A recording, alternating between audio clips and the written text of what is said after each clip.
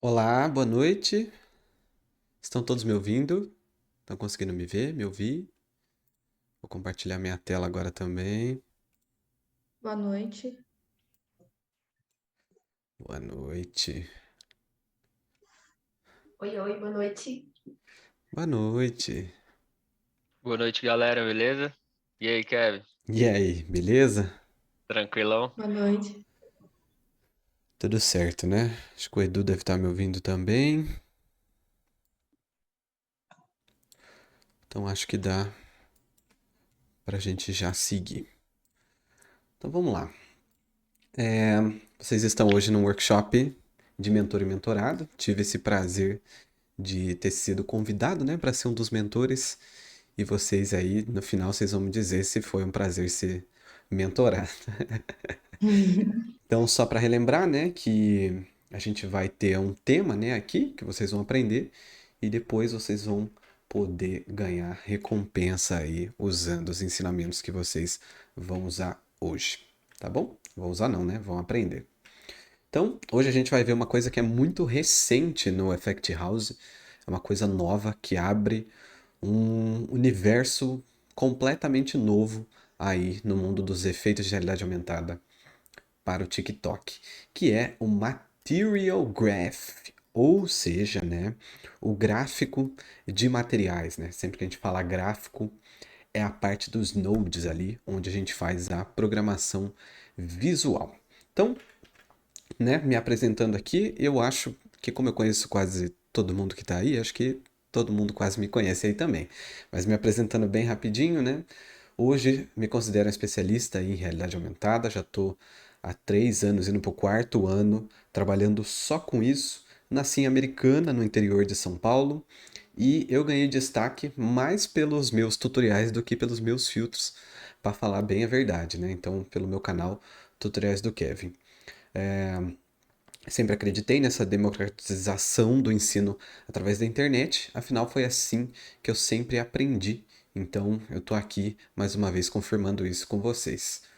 Ahn, o meu trabalho também foi reconhecido quando eu venci uma competição global de realidade aumentada, que solidificou a minha reputação. Então, bem rapidinho aí para a gente seguir. Então, tem um workflow aqui básico do Effect House, né? Se é a primeira vez que vocês estão tendo contato com isso, eu acredito que não, mas se tiver, né, o workflow padrão, baixou gratuitamente, o software é gratuito, criou, enviou para a plataforma, aí vai passar por um processo de revisão pela própria equipe da plataforma, vem a publicação e depois o gerenciamento, que é ver o engajamento, os números, etc., atualizar quando tiver que fazê-lo, ok? Só para relembrá-los aí. Então, para a gente trabalhar com o Material Graph, né? A gente pode também chamar de editor de materiais, ou chamar assim que acho que é mais fácil. A gente precisa entender o que são materiais. Então, né, de maneira bem leiga e bem direta também, materiais são o que definem o visual de um objeto na tela. Então, seja no Effect House ou qualquer outra plataforma que você trabalhe com renderização e com coisas em 3D, o material ele vai falar para a placa de vídeo do computador ou do celular como o computador tem que exibir aquilo. Então, dentro do Effect House a gente já tem vários tipos de materiais pré-definidos, né? Coloquei até aqui para vocês, ó, o material de occluder, que é um material de oclusão que serve para quando a gente quer usar um objeto 3D para fazer um buraco dentro de alguma coisa ou para esconder alguma coisa, né? Quando a gente vai botar um óculos numa pessoa, a gente põe a cabeça em 3D como uma oclusão para o óculos não vazar. A gente tem um material de PBR, que também pode chamar de PBR, não tem problema. O PBR é o que vai reagir de maneira mais realista à luz, né? Então é aqui que você vai conseguir definir como que a superfície do seu objeto vai se comportar perante a luz. Se ela vai ser mais rugosa, se ela vai ser mais metálica, se ela vai ter reflexão e se ela vai ter emissão de luz, tudo pelo PBR. Aí a gente tem o Unlit, que seria o desses aqui, o, o que ele é mais não reage à luz, né? Então, se você quer uma imagem que não tenha sombra, que não tenha luz, que fique flat, né? Se a gente pode usar essa palavra, seria então o unlit. Aí a gente tem o matcap, o skybox, face paint para fazer coisa no rosto e por aí vai. Então, até então, a gente tinha esses materiais para usar e aí, né, que veio o material editor para a gente fazer materiais personalizados. Então, todos aqueles materiais que vocês viram antes, por dentro, lá dentro do código do sistema da Fact House, ele é criado, né, entre aspas, por um editor de materiais. Então, além daquela lista que a gente tem lá, a gente pode criar novos. E é isso que eu vou mostrar para vocês hoje. Então, deixa eu abrir aqui o meu Effect House. Ele está aqui. Vou abrir um projeto em branco, que eu já vou mostrar para vocês onde que ele está e onde que ele é aplicado. Tá dando para ver minha tela aí, tudo certinho? Beleza. Então, beleza, estamos aqui no Effect House.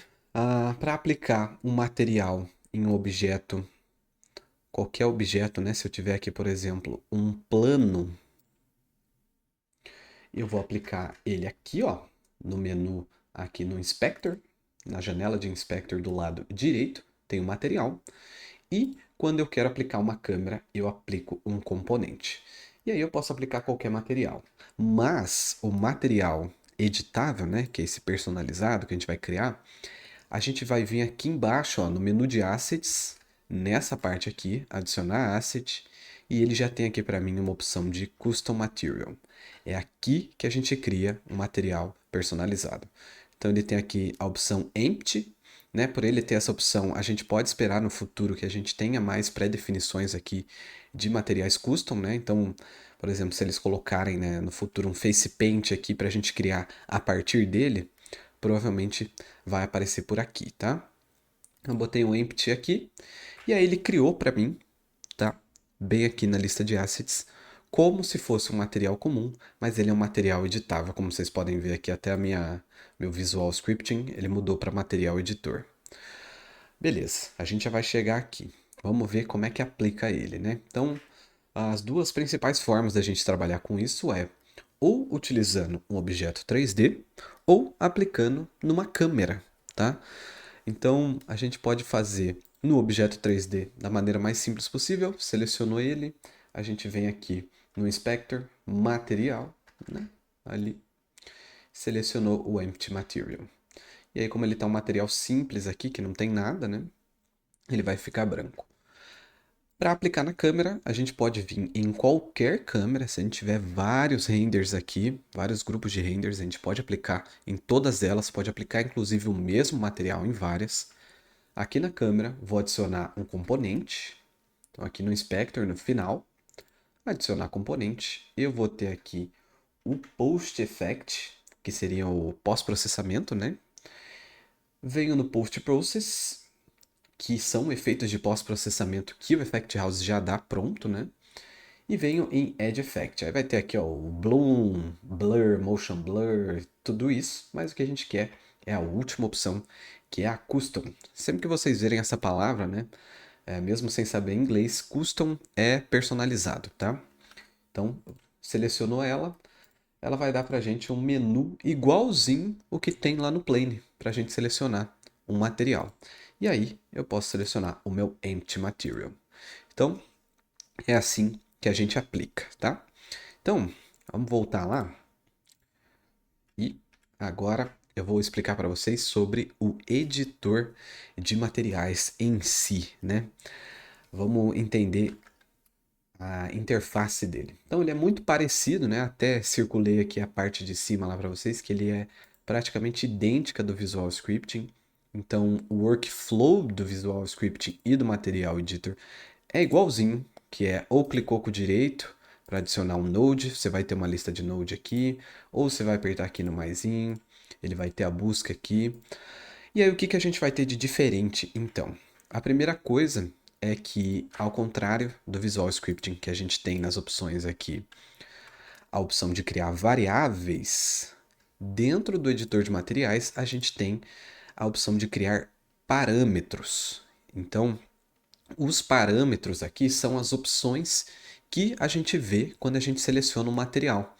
Então, se eu selecionar aqui o material, por exemplo, vamos selecionar o PBR aqui, né? Quando eu clico nele, o meu Spectre aqui, ó, tem a cor, textura de opacidade, textura de normal, todo esse tipo de coisa. Esses aqui são os parâmetros, tá? Então, aqui a gente pode criar quais parâmetros a gente quiser dentro do nosso material. Então, por exemplo, se eu quiser criar um parâmetro de cor, eu venho aqui e ele vai me dar a opção de color. Aí criou o parâmetro ali, clico na bolinha, né? Sempre essa bolinha aqui para mandar para o meu editor. E aí eu tenho a minha cor para usar aqui, posso ligar ela direto no meu shader, que eu já vou explicar para vocês. E aí quando eu vim aqui no meu empty agora, ó, ele aparece aqui para mim o parâmetro de color, tá? Então se eu mudar para vermelho aqui, a tela vai ficar vermelha agora. Só um exemplo para vocês entenderem.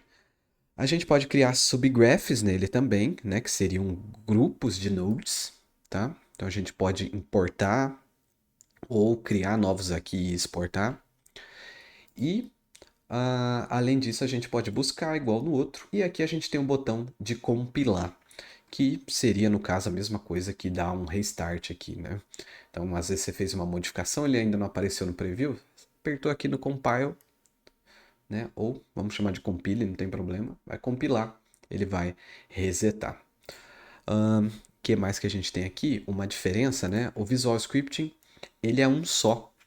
Então, você não tem opção de selecionar outros gráficos de nodes aqui. Enquanto no Material Editor, você pode ter vários materiais customizados, né? Vou criar dois aqui para vocês verem, ó. Empty Material e o Empty Material 1. Então, quando a gente estiver no Material Editor, aqui em cima, ó, eu consigo selecionar em qual deles eu consigo mexer, né? Mas vamos apagar esse aqui por enquanto. E vamos para o próximo passo aqui. Então, beleza. Vocês viram ali que quando a gente criou o nosso material personalizado, ele apareceu esse node que é chamado de shader. Essa palavra, a gente pode colocar ela num tradutor e ela vai te dar uma tradução como sombreador.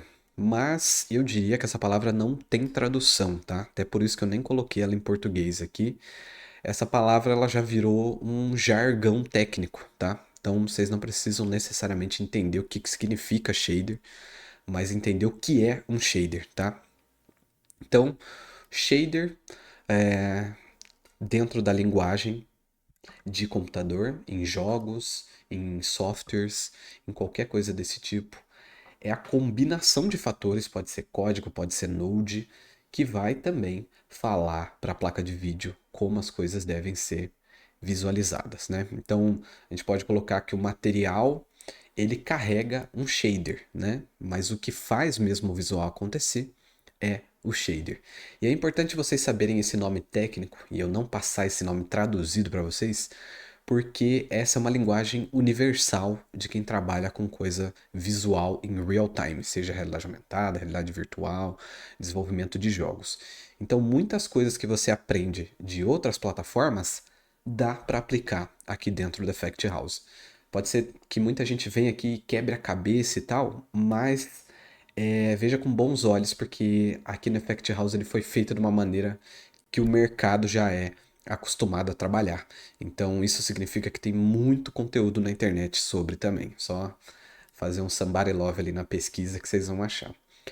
E aí, dentro desses jargões técnicos, tem duas coisas também. Ali eu traduzi, mas vou falar em inglês para vocês depois darem uma estudada também. Que os shaders, na maioria, quase tudo mesmo, são divididos em dois, né? Que são shaders de fragmento e shaders de vértice. Então, shader de fragmento, que a gente pode chamar de fragment shader, são shaders que trabalham com os pixels. Então, é eles que vão controlar textura, por exemplo, é eles que vão controlar iluminação, é eles que vão controlar sombra. Então, sempre que for shader de fragmento ou fragment shader, é essa parte de pixel. E shader de vértice ou vertex shader, né? Acho que vocês já devem ter visto a palavra vertex em algum lugar. São os shaders que controlam a forma, tá? Então, um controla a pixel, não sei o que, o outro controla a forma. Então, dentro do arquivo de 3D, né, apesar da gente fazer no modelador, salvar o arquivo, aquilo é um compilado de código. E dentro daquele código, ele vai estar falando para o programa e falando para a placa de vídeo, ó, essa vértice aqui, por isso que é um shader de vértice, ela vai estar nessa coordenada aqui no mundo. Então, além da gente ter essa leitura, através do editor de materiais, a gente consegue manipular ela também, tá? A gente não vai ver tanto isso aqui porque é muito mais complexo, mas eu tô falando para depois vocês estudarem porque é muito legal. Vou até mostrar exemplos aqui para vocês, tá? Então, na de fragmento a gente tem entrada de cor, que pode ser textura ou qualquer coisa dentro da escala RGBA, né? Então, tudo que tiver dentro desse tipo de cor vai entrar aqui dentro do shader de fragmento. E aqui, nos shaders de vértice, a gente vai ter entradas de vetor 3, tá? Então, sempre x, y, z. Aqui a gente sempre vai trabalhar com coordenadas, ok? Isso é legal de se lembrar. Então, agora já vamos começar, né? Fazer algumas coisas. Eu falei para vocês, né, que a gente pode criar materiais e que provavelmente em algum momento eles vão dar algumas pré-definições ali para a gente editar. Mas dentro dos nodes a gente já tem esses dois que são bem interessantes, né? Uma coisa que é legal salientar também, como está separado ali o material editor do Visual Scripting, os nodes são diferentes, tá? Não são os mesmos nodes. Então, dois deles, né, são esses aqui que estão na categoria Material Mode, que são modos de materiais pré-definidos. Então, a gente tem um PBR aqui em Node e um Unlit, que seria o Flat. Então, vamos lá, vou mostrar para vocês, ó. Cliquei com o direito aqui, vou botar aqui, ó lá, Material Mode, ó, Standard PBR. E aí ele vai ter as entradas, né, albedo, que vai ser a cor ou a textura, né, o metálico, a rugosidade que está em roughness aqui, normal, emissivo, basicamente as mesmas opções que a gente tem no PBR lá normalmente, né? E a gente pode ligar o color dele ali no nosso shader, né? Ele não vai aparecer muito porque ele está aplicado na câmera, mas se eu aplicar ele, por exemplo, no meu plane, ele está até aplicado, né? E eu virar aqui, ó, já vou ver que ele está reagindo à luz. Então ele está no PBR. E se eu criar aqui também, por exemplo, o meu Unlit, a gente vai ver que ele não vai reagir à luz. Olha lá. E aí, né, aqui a gente pode, o Unlit é mais para você não reagir à luz mesmo e trabalhar com máscara de opacidade ou coisa desse tipo. Se você não for trabalhar com isso, você pode botar direto lá, tá? Então, beleza. Então, esses dois. Vamos trabalhar com a câmera de novo, que eu vou mostrar para vocês o sistema de coordenadas. Beleza. Então, né, acho que uma coisa muito interessante é que a gente vai ter que começar a trabalhar com textura.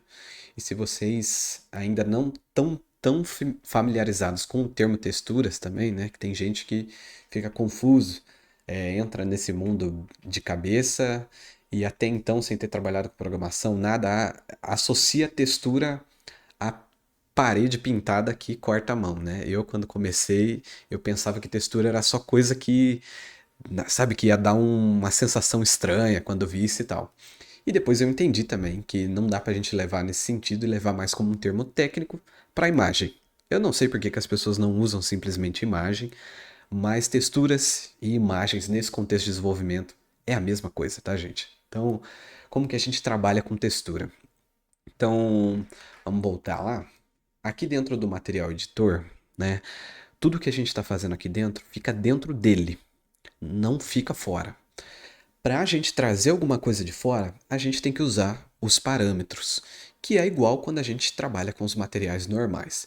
Então, se a gente quer usar uma textura, a gente vai ter que criar um parâmetro de textura. Então, aqui no parâmetro, né, vou dar um maisinho aqui. Para abrir os parâmetros é nos três pontinhos aqui. Parâmetro, textura 2D. E aí a gente pode renomear aqui, ó. Posso botar, sei lá, o nome do parâmetro como câmera, por exemplo. Escreve sem acento porque o Effect House ainda não aceita acentos, tá? Por isso que eu escrevo sem acento. E aí Agora, quando eu clicar aqui na bolinha e trazer aqui para dentro, eu vou ter o meu parâmetro de textura aqui para eu manipular, né? Só que se eu tentar ligar ele no meu shader, ele não vai ligar. Por quê? Porque aqui ele tem um valor de textura pura e aqui o que entra é um valor de RGB. Então a gente precisa, né? Aí mais um termo que a gente vai usar que é samplear, ok? Pode aportuguesar esse tema aqui, que é difícil também traduzir o sample aqui, que o sample vai ser, sei lá, traduzido assim, vai ser exemplo, sabe? Não faz muito sentido. Então pode usar sample como samplear mesmo. Então a gente vai ter que samplear essa textura. Então vou criar aqui um sample de textura 2D, que é o que a gente está usando ali. E aí ele vai dar para a gente, ó, uma entrada de textura 2D, onde aí sim eu posso ligar o meu parâmetro de textura.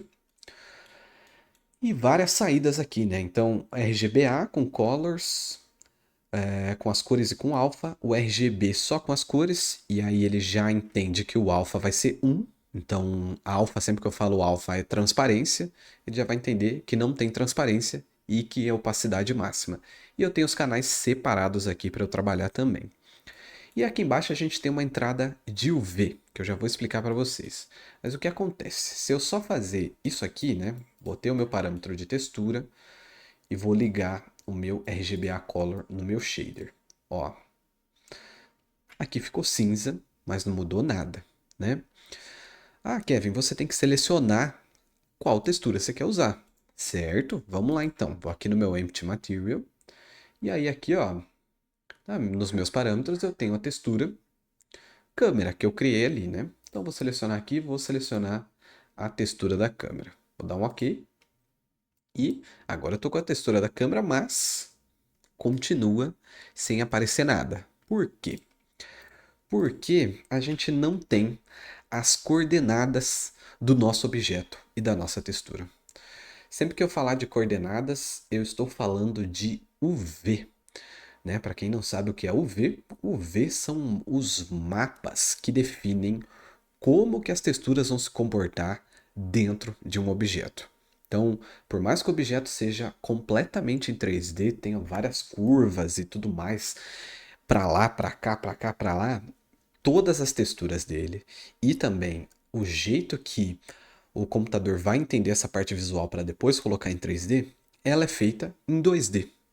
E ela sabe aonde que ela vai aplicar no 3D através da UV.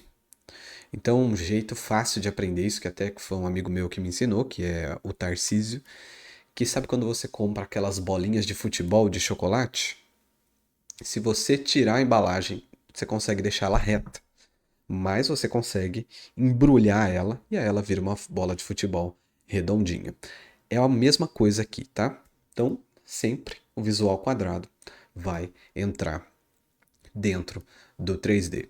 E aí a gente tem o U representando a parte horizontal e o V representando a vertical. E ali eu até coloquei para vocês um 0,0, porque é o V, né, como ele é 2D, é X e Y, né, ou o IV. O zero primeiro aqui que está em verdinho, ele é sempre o horizontal e o segundo é sempre a vertical. E eles vão de 0 a 1.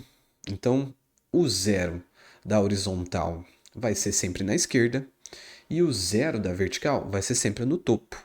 E o contrário, né? O 1 na horizontal vai ser a direita e o 1 na vertical vai ser a base. E aí a gente tem várias formas de trabalhar com as coordenadas dentro do Effect House e de vários outros softwares também, tá? Mas então a gente vai adicionar um node aqui. Você vai vir aqui na categoria de coordinates, que são as coordenadas, né? Vocês vão ver o tanto de coisa que tem aqui para a gente manipular isso, tá? E fora isso aqui, tudo que a gente conseguir manipular dentro dos dois vetores, né, em x e y, a gente pode adicionar também, como por exemplo, cálculo matemático, que vai ser muito comum. Depois eu vou mostrar um exemplo para vocês. Então, a gente vai ter aqui, ó, este node aqui, que é o texture chord, que seriam as coordenadas da textura, que ele puxa as UVs do objeto que você está aplicando. Então, se você não quer manipular o V, você quer usar o V que tem mesmo no objeto, ou você quer manipular a partir da UV que tem lá, você vai usar esse node aqui, que é o Text Record. E aí, ó, eu vou ligar meu V0 aqui, e olha só o que vai acontecer. Agora a gente vai ter a nossa imagem da câmera funcionando normalmente aqui. Aí você fala para mim, tá, mas o que dá para fazer, né, com isso aí? Agora ele sabe as coordenadas, por isso que ele está colocando certinho ali. Mas vamos supor que eu quisesse multiplicar esse valor. Então, vou colocar aqui no caminho da UV, multiply, né? E aí ele está por zero ali, vai sumir, vai ficar igual ficou no começo. Se eu botar 1, vai aparecer normal, igual estava antes. Mas agora, se eu colocar 2 em cada um, ele vai, ó, diminuir o tamanho aí da minha imagem. Tá vendo? Então aqui a gente manipulou a nossa UV. Inclusive, se a gente mexer aqui na nossa câmera, ó, deixa eu mudar aqui para Color Depth, vamos ver se ele vai mudar. Não mudou, tinha que ter outra coisa aqui. Mas enfim, essa é uma forma de trabalhar aí a UV, tá? Se eu botar um Edge, por exemplo, eu também posso andar com a minha textura pela UV, ok? Então, esse é um exemplo bem básico, tá? Tem muitas coisas muito mais complexas do que isso que também dá para fazer, como por exemplo o efeito de olho de peixe. Você faz fazendo cálculo matemático aqui de tangente, tudo que a gente aprendeu na escola achou que não ia usar, pode usar aqui. Então, beleza, o que eu tenho mais aqui para vocês? Opa, agora é mão na massa mesmo, tá? Então agora eu vou mostrar alguns exemplos e vou passar para vocês o que eu fiz ali mais ou menos. Bora lá. Deixa eu abrir aqui nos meus recentes. Esse arquivo de exemplos aqui eu vou disponibilizar para vocês darem uma estudada. Agora vai parecer que é muito complexo, mas não é tão complexo assim. É só no começo. Na verdade, depende, né? Pode ser complexo, mas depende. Não precisa ser para fazer coisa legal. Já vou mostrar alguns exemplos aqui para vocês. Então vamos lá, ó. Primeiro eu vou passar por eles, depois eu vou mostrando o editor de cada um aqui. Então, o primeiro exemplo aqui que eu tenho é um efeito de dissolve, que é uma transição que a gente pode fazer em um objeto 3D para ele aparecer de maneira mais dinâmica, né? Conforme você vai se profissionalizando, trabalhando com marcas maiores, etc., esse tipo de detalhe vai ficando cada vez mais requisitado, né? Não dá mais para simplesmente fazer um objeto piscar na tela. A gente tem que fazer a história de como que ele foi parar ali. Então o Dissolve é uma maneira muito legal, que eu acho muito legal, eu uso muito. E com o Material Editor já dá para fazer. Então aqui, ó, se eu clicar na tela, ó, ele aparece para mim a esfera e desaparece. Isso aqui só com o Material Editor, tá? Não tem nenhuma textura, não tem nenhuma animação, GIF, nada. Só com o Material Editor. Bem legal. Um outro exemplo aqui também é a projeção de textura. Então, que nem eu falei para vocês lá, né? A gente tem as coordenadas, ao invés da gente usar a coordenada do objeto, a gente usa a coordenada da tela. E aí, a partir disso, a gente consegue ter a imagem da câmera, nesse exemplo aqui, projetada dentro do 3D. Então, aqui eu tenho a esfera, ó, e por onde eu passo ela, vai aparecendo para mim a imagem da câmera, sem ser distorcida pela forma da esfera. Por quê? Porque a gente colocou nas coordenadas as coordenadas da tela. Aí tem agora uns efeitos mais visuais, né? Aqui eu fiz como se fosse um gradient map, um dual tone, onde eu posso pegar os tons mais claros e os tons mais escuros e mudar a cor da imagem a partir dele, né? Então aqui dois tons, ó. Os meus mais escuros estão roxo. Posso botar um verde, ó lá. E posso botar o mais claro no rosa, por exemplo. Também dá para fazer. A distorção, né? Aqui é uma distorção por textura. Então eu tenho ali o logo do Effect House. Vou passar por ele, vou mostrar como é que a gente faz isso aqui. E isso aqui, né, falando bem leigamente, a gente usa os canais de cores de uma imagem para interferir nas coordenadas da outra imagem. A gente multiplica essas coisas e a gente consegue ter esse tipo de distorção aqui. A gente pode brincar também com a matiz.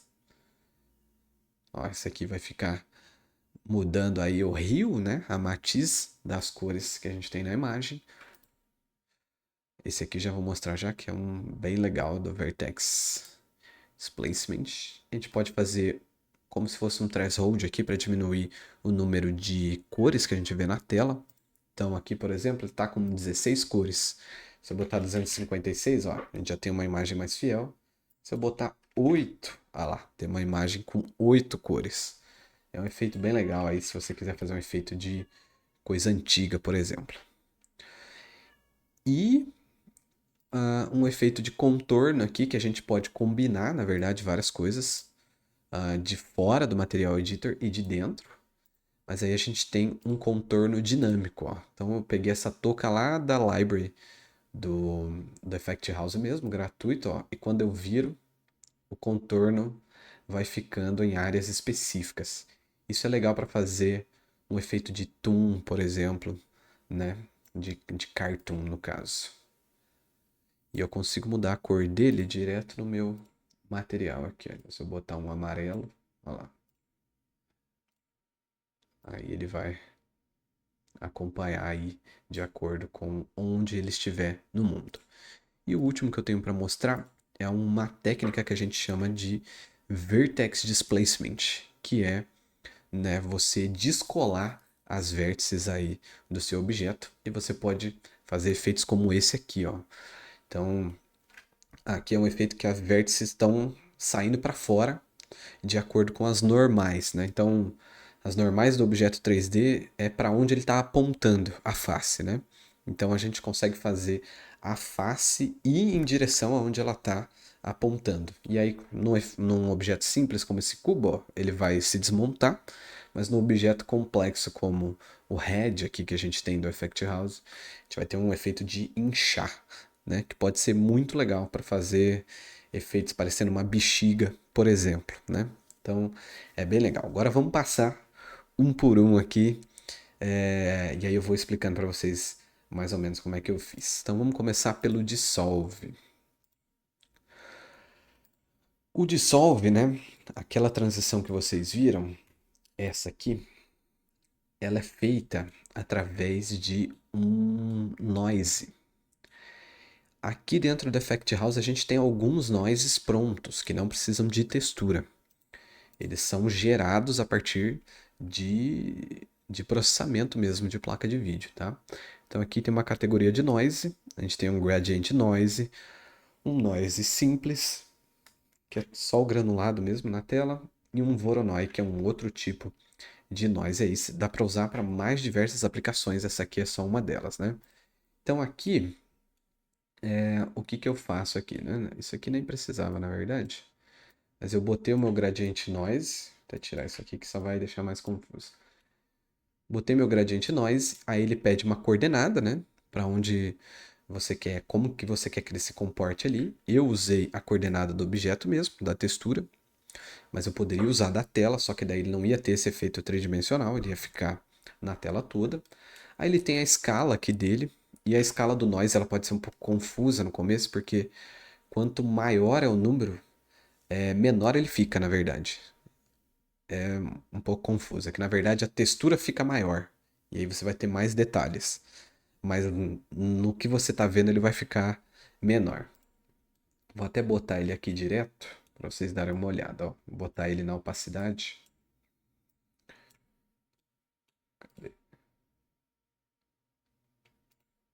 É porque eu tenho a lógica vindo de fora, mas já vou explicar para vocês. Então, beleza, eu tenho o meu gradiente noise com as coordenadas da textura.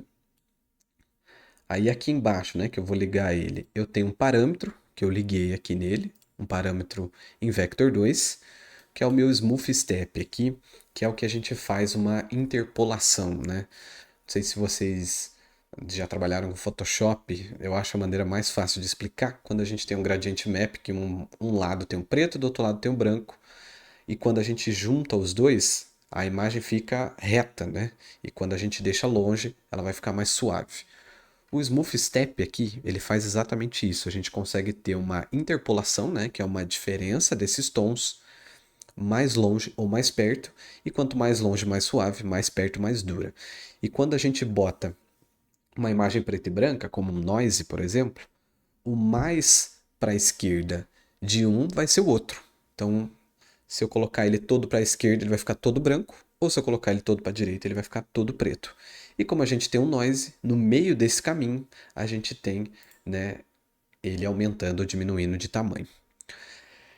Então, deixa eu botar aqui o noise em 30 para vocês verem que ele vai diminuir. Vocês viram que ele está grandão ali, né? Aí se eu boto em 30, ah lá, ele diminuiu. Beleza. Aí eu peguei esse parâmetro que está em vector 2, dei um split. O split é para dividir, né? Para usar os dois valores separados, A e B, para eu fazer uma transição de -1 para 1. Porque daí o meu smooth step vai de -1, que ele vai ficar todo preto, e quando ele ir para 1, ele vai ficar todo branco. E aí o todo branco no alfa significa que ele vai aparecer, e o todo preto significa que ele não vai aparecer. E aí no meio do caminho a gente tem essa transição maneira aí. E aí isso, né, essa lógicazinha aqui, eu apliquei num standard PBR aqui, porque eu quis controlar a opacidade, né? Então eu liguei no opacity aqui, que por mais que ele esteja só um número aqui, né, o que eu colocar aqui como imagem, ele vai entender como número, entre aspas, o canal branco, né, que seria o canal de cor. Por isso que ele tem uma entrada só. O canal branco, quando eu falo, é o canal alfa, né? Mas no caso aqui, como é o noise preto e branco, o branco vai ser o alfa. E aí a gente consegue esse tipo aqui, né? E aí, como eu disse para vocês, né? Tudo que está aqui está dentro do editor. Quando a gente quer algo de fora, a gente cria um parâmetro. Então eu criei esse parâmetro justamente para animar lá fora. Então lá no meu Visual Scripting, ó, eu vim aqui no meu Dissolve, puxei o meu Smooth Step aqui, ó, num set, para puxar ele para cá. E aí eu fiz a animação aqui, ó, com o Screen Tap, no Transit by Time, Start, ó, de 1 para -1, em 2 segundos, ping pong. Aí ele está setando ali o meu Smooth Step e mudando o valor. Então é uma lógica de fora vindo para dentro do material, tá? Eu fiz esse inclusive só para mostrar que dava para puxar as coisas aqui. Agora vamos para o próximo, que é a projeção. A projeção, cadê aqui o meu editor? Ela é muito simples também, tá? A gente puxa uma textura de fora, né? Então, no caso aqui, vamos deixar ela aberta aqui. No caso aqui, eu usei a textura da câmera. O environment aqui ele cria sozinho quando você cria um PBR, tá? Que é a textura de reflexo. Ele precisa daquilo para funcionar, por isso que ele já cria ali. Aí eu sampleei a minha textura. E aqui, nas coordenadas, ao invés de eu usar a textura, a coordenada da textura, eu usei as coordenadas da tela. Então tá aqui o Skin Chord. Desculpa, deu uma tossidinha aqui. Então usei as coordenadas na tela para samplear minha textura.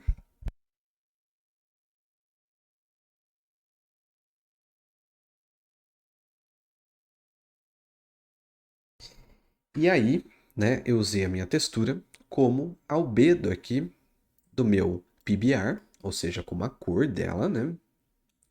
Porque eu queria fazer aqui um efeito de reflexo, como se fosse uma bolha. E aí eu usei um outro node que é um Fresnel. Para quem não sabe o que é Fresnel, ele é um efeito de luz que dá em volta dos objetos. Para quem trabalha com fotografia, ou até com 3D também, vê Fresnel, mas sabe ring light, que é uma luz de recorte que eles fazem assim do lado? O Fresnel é um efeito parecido, tá? E aí tem um node aqui que faz isso automático. Então eu coloquei ele na rugosidade e ele ficou com esse efeito aqui de reflexo. Ó, se eu tirar ele, por exemplo, ó, ele não vai ficar tão legal, fica vendo? Ah lá, fica mais seco.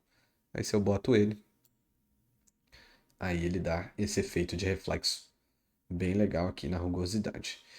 E aí, se vocês fizerem isso, talvez não apareça, fica aparecendo a imagem da câmera aqui, né? Eu botei o fundo preto só para vocês verem isso acontecendo, Para fazer isso, ó, a câmera ela vem como automático no Depth, que seria a profundidade. Nesse modo aqui, ele vai encarar a profundidade dos objetos sem nenhuma cor de fundo. E aí o que fica no fundo é a imagem da câmera sempre. Então, essa clear color aqui não é considerada. Mas se a gente colocar o depth e o color, aí ele vai considerar uma cor e a profundidade dos objetos que estão dentro da projeção aqui, ó, dentro do meu grupo de render. Então, fiz isso para vocês conseguirem ver o efeito acontecendo, mas vai depender muito da proposta que vocês tiverem, né? Inclusive, se eu colocar isso aqui, ó, vamos ver se ele vai pegar. Olha lá, não pega transparente. Acho que só no Don't aqui, ó. Que aí ele pega transparente. Mas aí ele usa a cor para fazer ali as transparências também. Se eu mudo ali, ele muda um pouquinho. Mas isso aqui tá para outra hora, né? Muito simples também, tá? Agora o Dual Tone. O Dual Tone tem uma lógica legalzinha. Que eu vou mostrar aqui para vocês. Que é o seguinte, né? A gente tem também aqui o nosso parâmetro de textura para a gente puxar a textura da câmera, tá? E eu sampleei ela normal aqui com a coordenada da câmera mesmo. E aí, a gente tem esse node que chama RGB to HSV. O RGB, né, para quem não sabe, é Red, Green, Blue, que é o sistema de cor que é usado em telas, né? Vocês estão me vendo em RGB aí agora nesse momento. Mas a gente tem um outro sistema que é o HSV. HSV é uma abreviação para inglês, né? Matiz, saturação e o V nesse caso aqui, não me lembro o que que é, mas é como se fosse luminância, coisa desse tipo, tá? E aí ele vai dar pra gente esses três valores em três vetores. Então, eu converto meu RGB aqui para HSV. Então, H, matiz e o V, que seria a luminância, eu deixo em 1, né? Então, eu multipliquei os valores e eu deixei em 1 para não mudar nada. E multipliquei o meu S, que seria a minha saturação, por zero. Por quê? Porque daí eu vou ter uma imagem preto e branco, certo? Então, isso aqui é o processo comum para você fazer uma imagem preto e branco, ou seja, com saturação zero. Só que aí, essa imagem minha, ela está em HSV. Eu preciso voltar ela para RGB. Então, um outro node, HSV to RGB. Então aqui voltou para RGB e a partir daqui eu já posso usar ela como uma textura. Então se eu ligar ela ali direto no meu shader, ó, ela vai ficar preto e branco. Tá vendo? E por que que eu deixei ela em preto e branco? Lembra que agora há pouco eu disse para vocês que o branco, né, eu posso usar ele como alfa, como uma transparência. E eu tenho esse node aqui, que é o LERP, ou LERP, vamos chamar de LERP, onde ele me dá a possibilidade de ter duas cores ou, né, duas texturas no caso, dois canais de RGB, um seguindo o alfa e o outro preenchendo o que falta do alfa. E isso é definido pelo weight aqui, né, que seria o peso. Então, o que que eu fiz aqui? Eu puxei um split do meu RGB preto e branco para eu ter os meus três canais de cores separados. Então, o A aqui seria o canal vermelho. Independente se eu usar o vermelho, ou o verde ou o azul, como a gente só tem preto e branco, e preto é ausência de cor, qualquer canal desse vai pegar a cor branca. Eu usei então a cor vermelha, ou seja, o branco, como o meu peso aqui, né? O meu alfa do meu LERP. Então, nesses dois valores aqui, em um deles eu vou definir a cor dos meus tons brancos e em um outro eu vou definir a cor dos meus tons em preto. E aí a gente tem esse efeito aqui de dual tone. Aí eu liguei um parâmetro de cor para cada um, liguei eles no LERP para a gente conseguir manipular eles de fora, tá? Então aí eu consigo manipular daqui, mas eu não precisaria, né? Só para deixar fácil de alterar, mas se eu arrancar aqui e botar direto, ele vai funcionar do mesmo jeito. Só tá sem, tá transparente aqui, a gente bota a cor, compila. Era para ir. Porque aqui tá vindo cor mesmo, né? Mas agora vai. Tudo certo, só fazer desse jeito que dá certo. Beleza? É muita coisa, né? Mas isso aqui não é nem metade da metade da metade das possibilidades, tá, gente? Eu tô dando um overview aqui pra vocês viajarem aí mesmo. Agora a distorção, essa é uma coisa legal que dá pra gente usar em diversos contextos completamente diferentes e é muito mais simples do que parece também. Então, depois que você começa a entender onde encaixa o que, as coisas vão começando a fazer sentido. Então, aqui na distorção, mesma coisa. Sampleei aqui a textura da câmera. Não pode esquecer disso aqui, tá, gente? Textura da câmera, coordenada dela.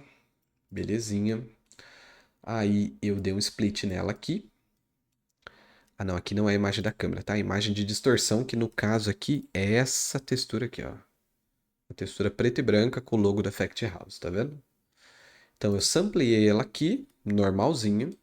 E aí eu dei um split no RGB dela para eu pegar o canal vermelho e verde. Mas pode pegar o amarelo também, ou amarelo não, o azul, se vocês quiserem, tá? Então peguei o vermelho e o verde, que daí eu tenho um valor de vector 2, e usei esse node aqui que é o append. Esse aqui ele combina números sozinhos e transforma em vetores, né? Então ele transformou aqui o meu x e o meu y em um vetor 2. E aí esse vetor 2 a gente volta lá para cima, ó. Aqui sim, eu sampleei a textura da câmera, peguei as coordenadas da textura, né? As coordenadas normal, só que aí eu fiz uma equação matemática aqui, uma adição, né? Um add. Eu somei elas com o meu x e y, ou seja, meu vermelho e verde, da minha textura de distorção. E aí eu liguei na coordenada da minha textura sampleada e liguei a minha textura aqui. E aí, gente, aqui é uma entrada de textura 2D, mas você não necessariamente precisa usar texturas. Você pode renderizar outras cenas do seu projeto aqui dentro. Então, por exemplo, eu tenho a minha esfera de dissolve. Eu posso vir aqui na câmera dela. Ó. Vamos primeiro criar uma textura, né? Então, vou aqui no Asset, adicionar Asset, ó, textura, Render Texture, que a gente vai renderizar aquilo lá, tá? Aí eu vou renderizar aqui como Dissolve. Então, textura de render, vamos lá na câmera do meu Dissolve. Aqui a gente escolhe onde ela vai ser renderizada. Dissolve, pronto. Agora a gente tem a textura dela aqui, tá? E aí no meu material aqui de distorção, eu posso selecionar ela, posso selecionar o meu Dissolve. Então não precisa ser uma textura de arquivo, pode ser uma renderização também. E aí, ó, não tá acontecendo nada, né? Aí se eu clicar na tela, acho que ela tá invisível, vamos ver. Ah lá. Viu só? Agora ela tá distorcendo aí a minha imagem. Se eu mover ela ali, ó. Opa, vamos fazer ela aparecer de novo. Ah lá. E aí aqui, vocês já vão ter reparado uma coisa, né? Que eu movi a minha esfera para cima e ela distorceu embaixo. Por quê? Isso aqui é um bug, tá? Do Effect House. Eu fiquei sabendo que eles já estão cientes disso, eles vão resolver. Mas, enquanto não resolvem, como que a gente pode resolver isso? O que acontece, né, o bug, é que ele renderiza as texturas de ponta cabeça. Aí, é muito simples de resolver isso, é só a gente inverter a coordenada. Então, um jeito bem simples de fazer isso é usar um node que chama one aqui, ó, que ele vai inverter o 0 para 1 e o 1 para 0. É isso que esse node faz, tá? Então eu ligo ele aqui, aí agora é para ele estar em cima. Ah lá, agora tá certinho, tá? Até lembrei que era por isso que eu queria mostrar isso, porque ele fica invertido, tá? Então, até se vocês estiverem fazendo outra coisa que vai renderizar, ficou de ponta cabeça, isso aqui, ó, você já inverte dos dois eixos e fica certinho. Mas até consertar o bug, né? Depois que consertar, aí você não vai nem precisar se preocupar com isso. Beleza, então esse foi o da distorção, que é basicamente somar as coordenadas da textura com os canais de cores da outra textura. A gente tem esse efeito aí. Vou até voltar aqui a textura para a gente relembrar como é que fica. Ah lá, agora tá de ponta cabeça, tá vendo? Vou deixar aqui, ó, porque quando vocês forem ver os arquivos de exemplo, vocês vão lembrar. Ah, com a textura não acontece isso, tá vendo? É só com as renderizadas. Agora vamos no de Hue, que é o de Matiz. Esse é facinho de fazer, né? Então tá aqui como Matiz. E aí é como eu falei para vocês, né? Sampleamos a textura sempre nesse processo. Aí o RGB to HSV, o H é a matiz, né? Então o que que eu fiz aqui? Eu adicionei, porque a matiz ela vai funcionar também de 0 a 1. Então o 0 vai ser sempre igual a 1, que é o canal inteiro da matiz. Aí a gente pode usar esse node aqui, que é um timer. Esse node ele fica dando pra gente o tempo que o efeito está aberto. E aí esse número é infinito enquanto o efeito está aberto, né? Então a gente pode usar ele. Aí eu usei um append para converter ele para vetor 3, porque aqui a gente tem um vetor 3, né? E coloquei ele para manipular, né? Ele vai aumentar o meu valor de x, que no caso é o meu h, que é a minha matiz. E aí ele vai ficar mudando as cores infinitamente. Mas vamos supor que você quer fazer um projeto que tem um item que ele tem uma cor, uma textura que ela tem uma cor principal. E ao invés de você criar várias texturas de cores diferentes, né, e desse jeito fazer seu projeto ficar mais pesado em peso, você cria uma de uma cor só e manipula, né, em cada uma delas a matiz. Então aqui, por exemplo, está em 0, vou botar 0,5, ó. Ele vai mudar as coisas de cores. Olha lá. E aí você pode fazer isso para mudar as cores dinamicamente. Outro exemplo é, vamos supor que você tem um jogo e aí você quer fazer com que a pista do jogo ou o cenário do jogo mude de cor, né, de maneira dinâmica. Porque não é só para colocar em vários objetos, mas você pode deixar isso dinâmico também. Aí você pode usar isso aqui, tá? Então, muito legal ter esses valores para a gente modificar na mão. E aí a mesma coisa daquela hora, né? A gente converteu para HSV, a gente precisa converter de volta para RGB. Então, HSV to RGB. E aí já botei direto no shader, ok? Belezinha. Agora vamos para o Vertex Displacement. Para mostrar para vocês um exemplo que é um pouco mais complexo, esse aqui é mesmo. Que aí a gente vai usar a parte de Vertex Shader aqui, ó. Então aqui, o que que a gente está fazendo? A gente está manipulando a posição das nossas vértices, né? Então por isso que a gente usa o World Position. E aí, como que a gente faz, né? Vamos aqui bem do comecinho. Eu botei um timer aqui, ah, que é o que eu acabei de mostrar para vocês, que ele fica dando tempo do nosso efeito. E eu multipliquei ele por um parâmetro aqui que eu criei, que é o speed. Que daí, quanto maior eu colocar o número, maior ele vai fazer o efeito. Só que o timer ele é infinito, ele vai aumentando para sempre, né? Então a gente pode usar um sine, né, que seria um seno, que ele vai limitar isso aqui para decimal, para -1 para 1, por exemplo. E aí ele não vai ficar movendo até o infinito as coisas. Toda vez que ele virar um decimal de novo, ele volta para zero, tá? Então, coloquei ele aqui. E aí coloquei um clamp só para tirar o -1, porque no -1 ele fica assim, ó. Ó, ele vai murchar de dentro para fora, fica vendo? Olha lá. Aí fica feião. Aí o clamp, né, que a gente pode chamar de grampo, por exemplo, a gente pode definir limites de valores. Então, isso serve, né, o clamp ele tem no Visual Scripting também, para quando você quer definir um limite mesmo. Vamos supor que você vai fazer um efeito que mova algo pela tela. Aí você não quer que o objeto saia da tela. Aí você pode colocar no clamp o valor lá do tamanho da tela, por exemplo, e o objeto nunca vai sair da tela, tá? Então o clamp é bem legal. Então aqui eu coloquei de 0 a 1 para ele não descer do 0 e não passar de 1 também. E aí eu multipliquei ele por este node aqui, ó. Sempre que vocês verem essa palavra atributo, ela significa que você está puxando uma informação de algum lugar. Nesse caso aqui, a gente está puxando as informações das normais do nosso objeto.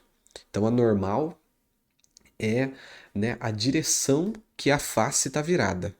Então a gente tem essa face do cubo, ela está virada para cá. Então eu peguei o valor que ela está já configurada no objeto e multipliquei ela pelo timer aqui. Então o timer vai ficar o tempo todo aumentando ali o valor da nossa normal. E aí ele vai deslocar a posição da face, né? E aí, né, o normal foi a base de onde a gente está fazendo esse movimento, mas o que a gente quer alterar mesmo é a posição dessas vértices no mundo. E aí a gente pega um outro atributo, que é o Position Attribute. Então, a gente vai adicionar a posição, então a posição normal dele é essa aqui, e vai adicionar a nossa normal multiplicada. E aí ele vai fazer esse efeito.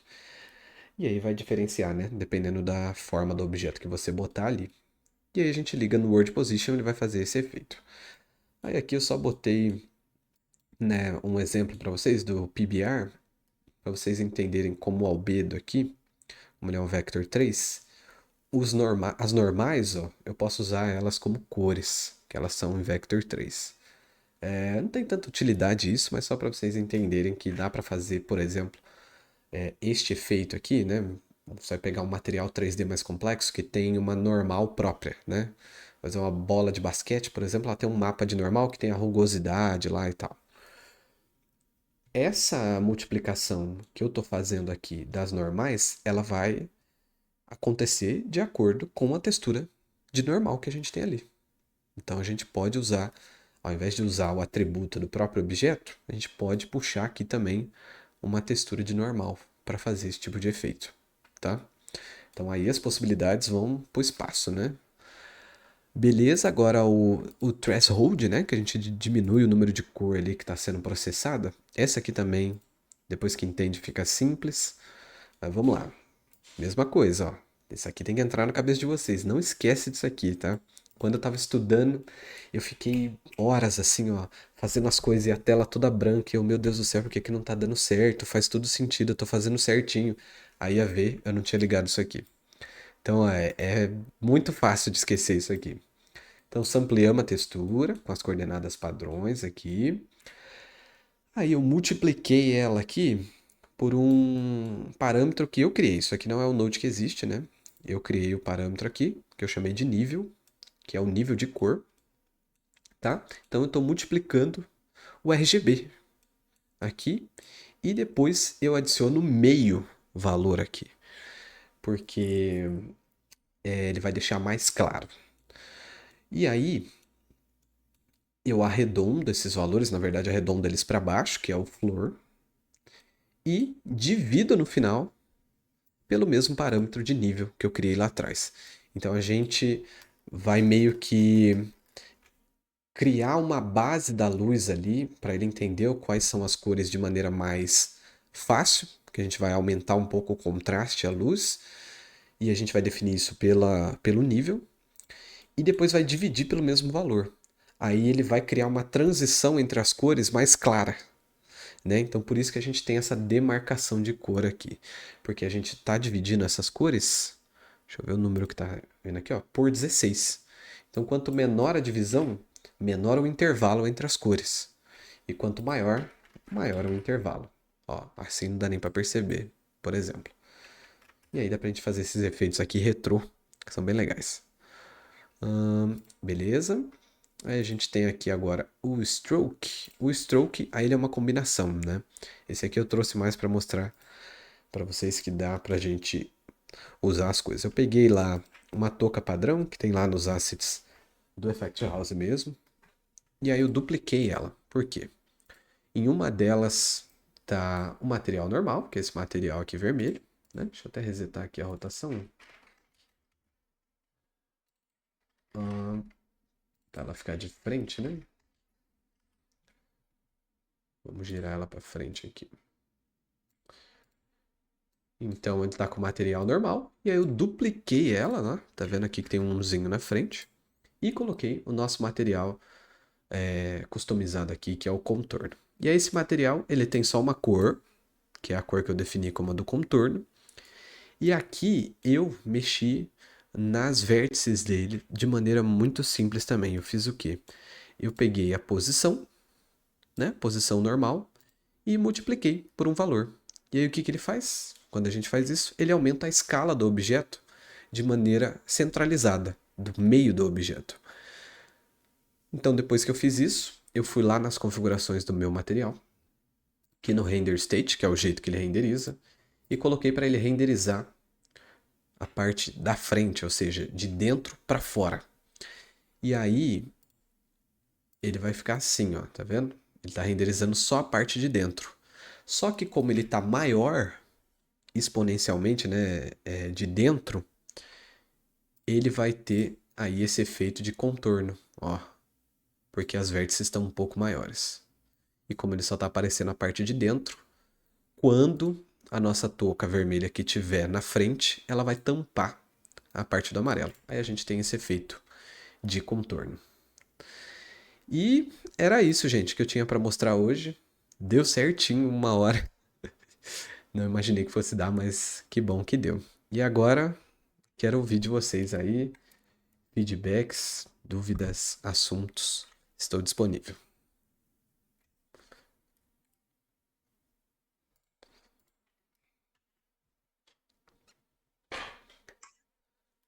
Opa, queria dizer que tá muito legal, eu já tive várias ideias aqui para fazer. Você mostrou aquele do. Ah, esqueci agora o nome. Era só para dizer se as faces, ela tem. A orientação das faces, né? Você tem que estar sempre olhando, observando, né? Tendo esse cuidado para fazer aquele inflaço, aquele O que infla, né? efeito de inflar, né? O vertex displacement. A gente pode chamar Isso, de distorção de vértice, sei lá. Tá? isso, Ou deslocamento de vértice, esse é o nome que eu estava esquecendo. isso. Ele sempre vai seguir a A partir do orientação da face. padrão. Não precisa ser a orientação da face, na verdade, é você que escolhe, né? Então aqui foi a orientação da face, porque a gente multiplicou através das normais.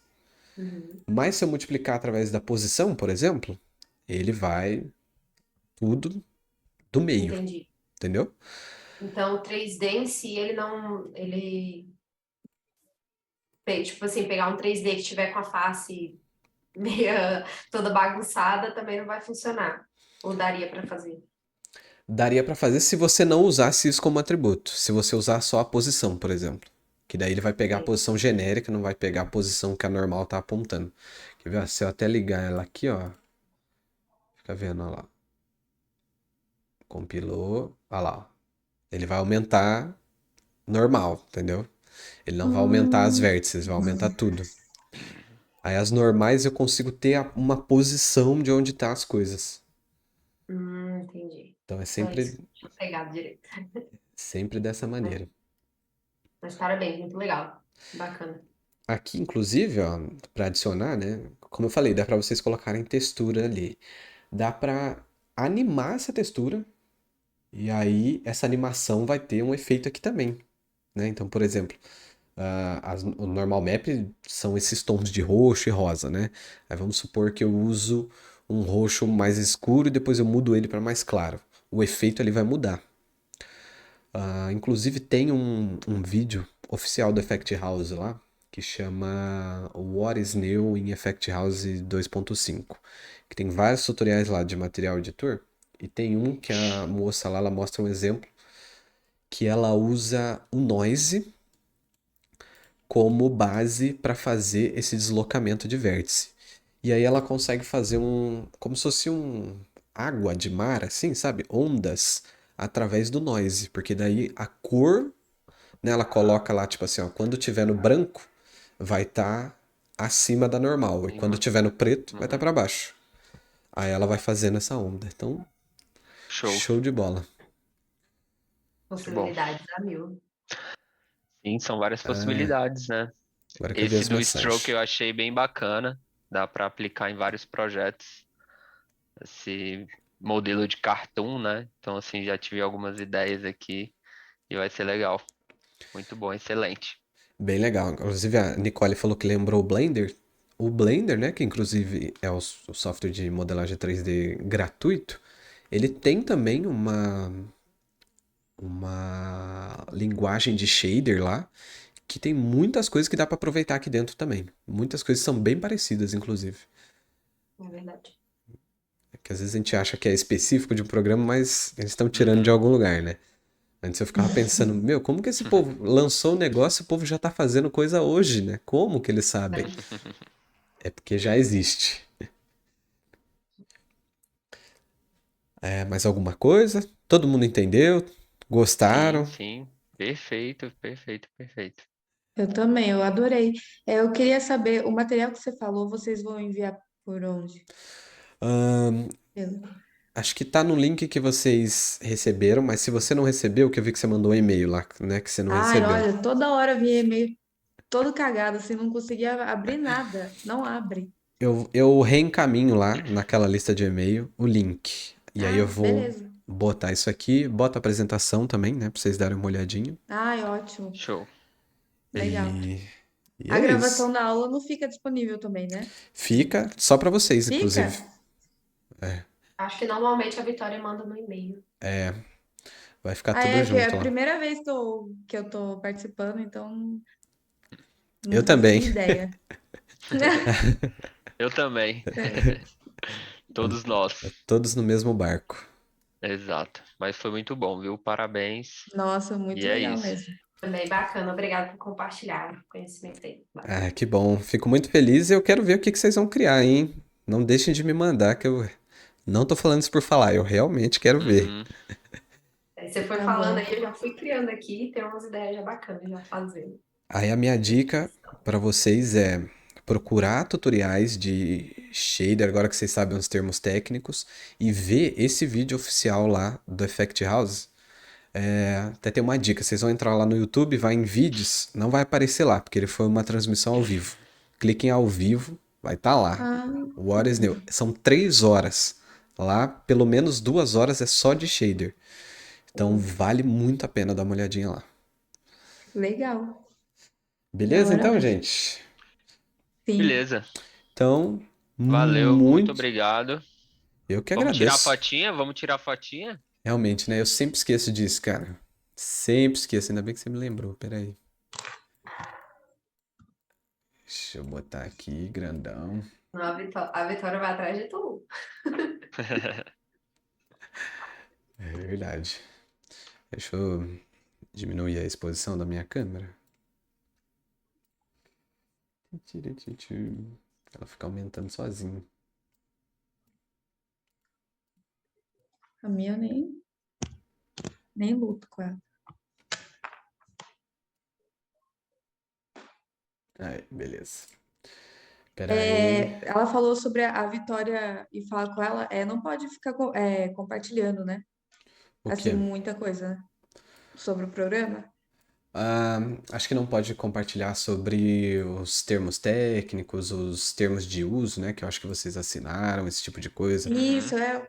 Sobre a premiação também. Eu mesmo não sei, né? Acho que vocês sabem mais do que eu sobre as recompensas, esse tipo de coisa. É, Mas vocês podem falar que rolou, que vocês participaram e o que que ok. vocês aprenderam. Isso aí vocês estão livres, tá? Ah, Só não então tá pode, Beleza. bom. tipo, gravar aqui, postar, aí não pode. Tá Uhum. certo. Beleza. Então, peraí, deixa eu tirar uma fotinha. Pô, Tira um print da tela, pô. não, mas Verdade. esse aqui vai ser pra eu postar no Stories rapidinho. Se eu tirar um print da tela, eu vou esquecer de postar. Aí faz um. Ó, o Eduardo, a foto Eu dele já acho tá que fazendo pose. É, o Eduardo tá lá no banheiro fazendo pose. Depois eu posto. Tirei print Show. também. Gente, muito agradecido, viu? Espero que possam rolar muito mais Valeu, vezes. muito obrigada. obrigado, Foi viu, muito Kevin? legal. Depois Muito também legal, muito obrigada. Boa devo, noite. devo lançar coisas no meu canal também, então fiquem ligados lá. E é isso. Ah, eu já morri de ver tudo. Até mais. Boa noite. Até mais. Boa noite. Tchau, Tchau. tchau, Tchau, galera. tchau. Tchau, tchau. Tchau, boa noite para todo Tchau, boa mundo. noite. Boa noite. Sextou. Sextou. Ah, é verdade, agora eu vou lá beber. Falou.